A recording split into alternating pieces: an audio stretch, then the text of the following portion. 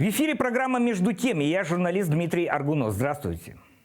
Правительством Республики Саха-Якутия будет принят план первоочередных действий по обеспечению устойчивого развития в условиях внешнего санкционного давления.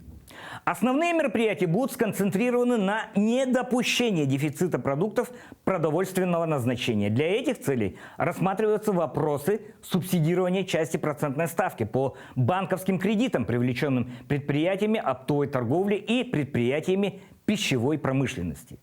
Выдача льготных займов на пополнение оборотных средств торговых организаций с целью создания запаса продовольствия. Также предусматривается перенос поэтапного ввода налога на имущество организаций в отношении объектов недвижимого имущества. Налоговая база определяется как их кадастровая стоимость на 2023 год. Установление на 2022 год пониженных ставок по упрощенной системе налогообложения, в том числе с объектом доходы 1%, с объектом доходы, уменьшенные на величину расходов, 5%. Особое внимание уделяется вопросам своевременного завоза грузов в навигацию. Вследствие увеличения ключевой ставки Банка России у системообразующих предприятий возникают дополнительные расходы по уплате процентов по действующим банковским кредитам.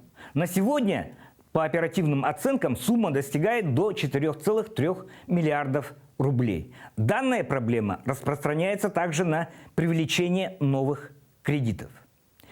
Эти вопросы правительство республики будет ставить перед правительством России. По социальному блоку рассматриваются вопросы принятия мер по поддержке уровня доходов отдельных категорий граждан и семей с детьми, а также другие меры.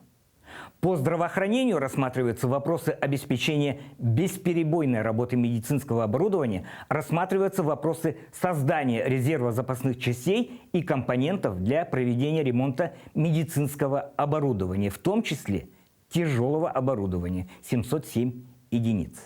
Это между тем. Увидимся.